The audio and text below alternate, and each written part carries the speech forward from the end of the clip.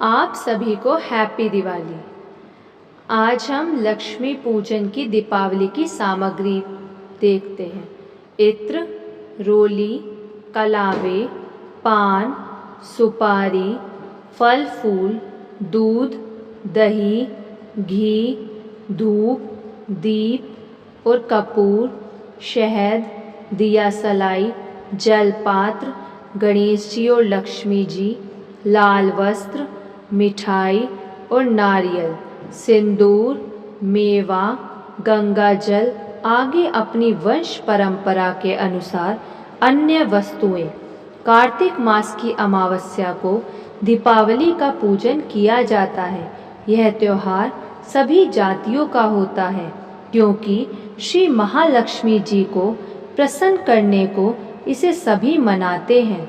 इससे गणेश जी और लक्ष्मी जी के पूजन के साथ साथ कुबेर, इंद्र और विष्णु भगवान, सरस्वती तथा ठाकुर जी की भी पूजा होती है।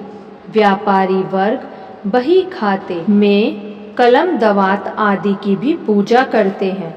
उपरोक्त समस्त देवी देवताओं का षोडश प्रकार से पूजन किया जाता है। खीर, बताशे, मीठा आदि का भोग लगाना चाहिए और हवन आदि भी करना चाहिए। लक्ष्मी जी का अपने सोने चांदी के जेवर तथा नकद रुपए आदि भी रखकर पूजन करना चाहिए। इस दिन ब्राह्मणों को दक्षिणा देना चाहिए। 26 छोटे दीपक जलाकर खील बताशों से पूजना चाहिए। लक्ष्मी जी और गणेश जी के पास बड़ा दीपक जलाना चाहिए। इस दिन अधिक से अधिक श्रद्धा से माता पिता को भेंट देकर उनको प्रणाम करके उनका आशीर्वाद प्राप्त करना चाहिए और इस दिन तेल के दीपक से काजल पाड़कर सभी को लगाना चाहिए और प्रातः उठकर औरतों को सूप बजाकर दरिद्र निकालना चाहिए। इस प्रकार विधि से पूजन करने से घर में लक्ष्मी जी पधारती हैं। बोलिए लक्ष्मी माता की जय। दीपावली का महत्व। जब भगवान विष्णु ने वाम रूप धारण करके राजा बलि को पाताल भेजा था, तब देवराज इंद्र ने प्रसन्न होकर घी के दीप जला करके दीपावली मनाई थी। इसी दिन समुद्र मंथन करने पर लक्ष्मी जी प्रकट हुई थी और श्री विष्णु भगवान को अपना पति बनाया था। जब भगवान राम लंका विजय करके अयोध्या में लौटने पर उनका राज्य तिलक हुआ था तो अयोध्या वासियों ने घर घर में दीप जला करके दीपावली मनाई। इसी दिन श्री वीर विक्रमादित्य जी ने विक्रमी संवत का निर्माण किया। इसी दिन महर्षि दयानंद सरस्वती जी को स्वर्ग का अधिकार मिला था तो समस्त देवताओं ने स्वर्ग में घी के दीप जलाकर दीपावली मनाई थी। दीपावली की कथा। एक समय मुनियों ने सनत कुमार जी से पूछा, हे महात्मन, अब आप हमें लक्ष्मी पूजन का कारण बताइए तथा साथ में अन्य देवताओं के पूजे जाने का भी कारण बताइए। मुनियों की यह बात सुनकर श्री सनत कुमार जी बोले, हे मुनियों, आप लोगों ने जो प्रश्न किया है उसे ध्यान पूर्वक सुनो। यही प्रश्न धर्मराज युधिष्ठिर ने भगवान श्री कृष्ण से पूछा। तब भगवान ने कहा, हे धर्मराज सुनो, दैत्यराज बलि के राज्य में सारी प्रजा सुखी थी, किसी को कोई कष्ट नहीं था, सब लोग नियम अनुसार रहते थे, यज्ञ आदि कर्म करते थे।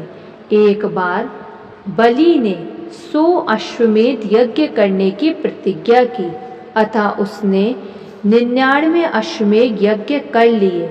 जब 100वां यज्ञ करने की उसने तैयारी की तो इंद्र बड़ा भयभीत हुआ और सोचने लगा, अगर इसने 100वां यज्ञ पूर्ण कर लिया तो यह कहीं मेरा सिंहासन ना छीन ले। अतः भय से कांपता हुआ ब्रह्मा, रुद्र आदि देवताओं के साथ शीर्षाई भगवान विष्णु के पास पहुंचा।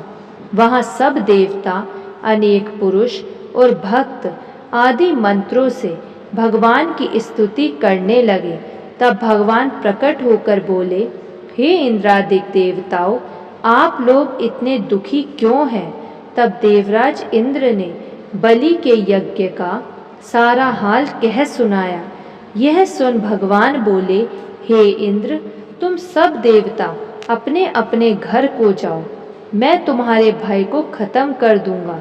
तब भगवान पुनः वामन का अवतार धारण कर राजा बलि के पास गए, जहां वह अंतिम यज्ञ कर रहा था।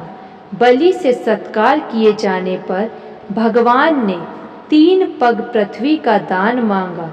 बलि ने दान संकल्प कर दिया। भगवान ने एक पग में सारी पृथ्वी तथा दूसरे में अंतरिक्ष नाप लिया और तीसरा उसके सिर पर रखा। फिर भगवान ने बलि से वर मांगने को कहा। बलि ने कहा, हे भगवान, कार्तिक के कृष्ण पक्ष की त्रयोदशी, चतुर्दशी और अमावस्या के दिन पृथ्वी पर मेरा राज्य रहे। संपूर्ण प्रजा खूब दीपदान आदि कर श्री लक्ष्मी जी का आह्वान पूजन करे और लक्ष्मी जी उनके घर सदैव विराजमान रहे। और जो श्रद्धा अनुसार पूजन ना करे, उन पर लक्ष्मी जी कुपित हो, दरिद्री होने का शाप दे। इस प्रकार भगवान ने सब देवताओं को भय से मुक्त कर अभयदान दिया। इसी कारण श्री महालक्ष्मी के साथ साथ सब देवताओं की भी पूजा की जाती है।